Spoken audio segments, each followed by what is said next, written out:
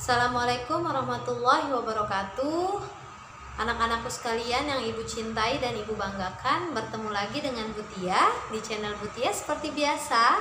Anak-anakku sekalian, semoga kalian tetap semangat, semoga kalian tetap menjaga protokol kesehatan, tetap sehat berada di rumah. Oke, untuk kali ini Al-Quran hadis materi hari ini akan difokuskan untuk kelas 2A dan kelas 2B. Sebelum kita memulai pelajaran, alangkah baiknya kita berdoa terlebih dahulu agar ilmu yang akan disampaikan nanti dapat bermanfaat, dapat diaplikasikan ke kehidupan selanjutnya, di kehidupan kesehari-harian. Oke, berdoa dimulai. Selesai. Oke. Teman-teman, anak-anakku kelas 2A dan kelas 2B, mohon diperhatikan ya. Selamat belajar. Surat Al-Asr yang artinya waktu atau masa. Nah, anak-anak di sini siapa yang sudah hafal surat Al-Asr? Ibu yakin kelas 2A dan kelas 2B sudah mahir surat Al-Asr. Sekarang kita baca secara bersama-sama ya. Bismillahirrahmanirrahim. Dengan nama Allah yang Maha Pengasih lagi Maha Penyayang.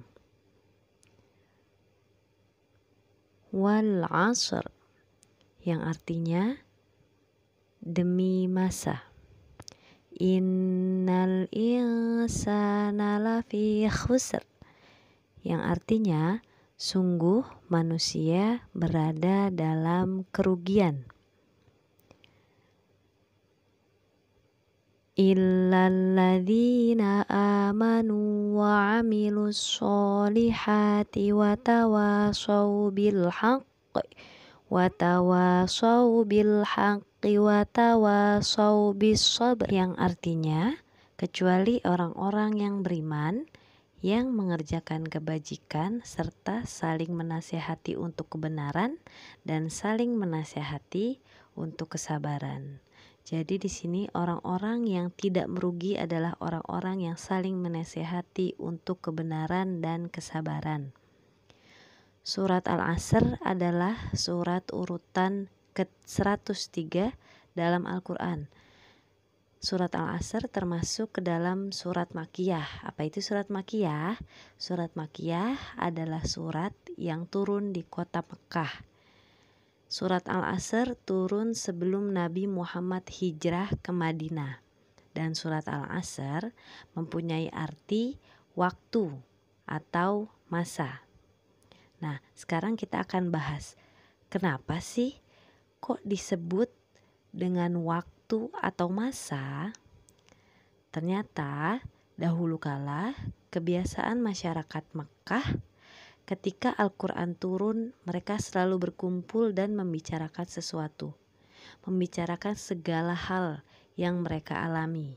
Salah satu topik yang biasa mereka bahas adalah tentang waktu atau masa.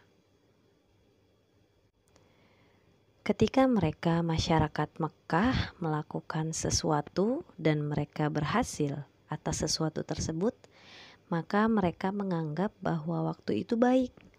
Dan sebaliknya, ketika mereka gagal melakukan sesuatu, tidak tercapai segala sesuatu yang mereka inginkan, maka mereka menganggap bahwa waktu yang mereka keluarkan itu sial. Waktu yang sudah mereka lakukan itu sia-sia, tidak baik dan tidak ada gunanya. Apakah boleh seperti itu menurut teman-teman semua? Padahal Allah itu tidak pernah memberikan waktu yang sial atau waktu yang tidak baik. Semua waktu yang Allah berikan adalah waktu yang baik. Baik tidaknya waktu yang sudah diberikan Allah itu sebenarnya tergantung kepada kita. Bagaimana kita menggunakan waktu tersebut. Jika waktu yang Allah berikan itu digunakan untuk sesuatu yang bermanfaat, maka waktu itu akan menjadi waktu yang baik, dan sebaliknya ya. Maka dari itu, pergunakanlah waktu yang sudah Allah berikan kepada kita dengan baik. Waktunya belajar, ya kita harus belajar. Waktunya menghafal, kita harus menghafal. Waktu adalah sesuatu yang paling berharga, karena kedatangannya tidak akan bisa terulang kembali. Tidak akan bisa diulang dan tidak akan bisa diperbaiki. Maka gunakanlah waktu sebaik mungkin. Sekarang kita bahas isi dan kandungan dari surat Al-Asr. Yang pertama, Allah bersumpah atas nama waktu. Itu berarti waktu amat sangat penting bagi kehidupan manusia. Jangan pergunakan waktu yang sudah Allah berikan untuk sesuatu hal yang tidak baik.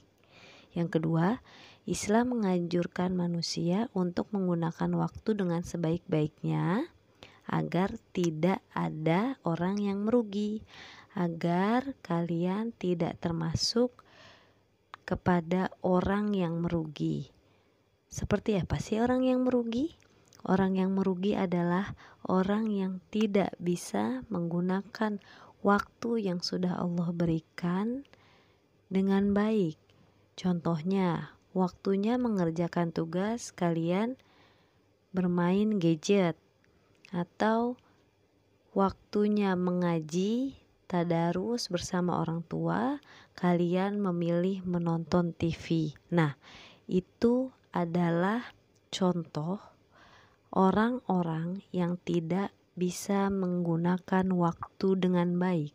Dan orang yang tidak bisa menggunakan waktu dengan baik adalah orang yang termasuk ke dalam orang yang merugi, karena waktu tidak akan pernah bisa diulang.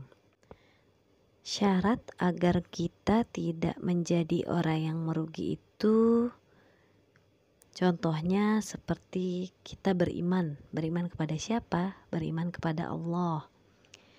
Beramal soleh. Beramal soleh itu saling memberi, saling berbagi kebaikan.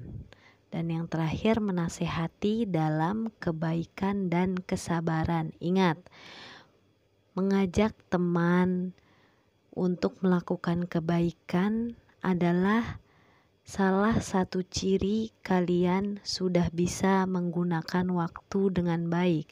Dan sebaliknya, mengajak teman di dalam hal keburukan berarti kalian sudah termasuk ke dalam ciri orang yang tidak bisa menggunakan waktu dengan tidak baik.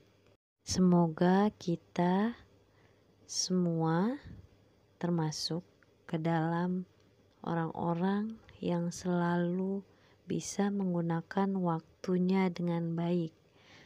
Waktu tidak akan pernah bisa diulang, teman-teman. Waktu tidak akan pernah bisa diputar balik.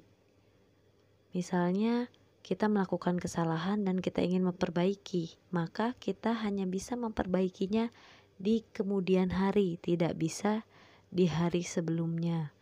Semoga kita bisa ambil pelajarannya untuk bisa terus menjadi anak-anak yang menggunakan waktunya dengan baik. Mungkin sekian dari Bu Tia, kurang lebihnya mohon maaf. Assalamualaikum warahmatullahi wabarakatuh.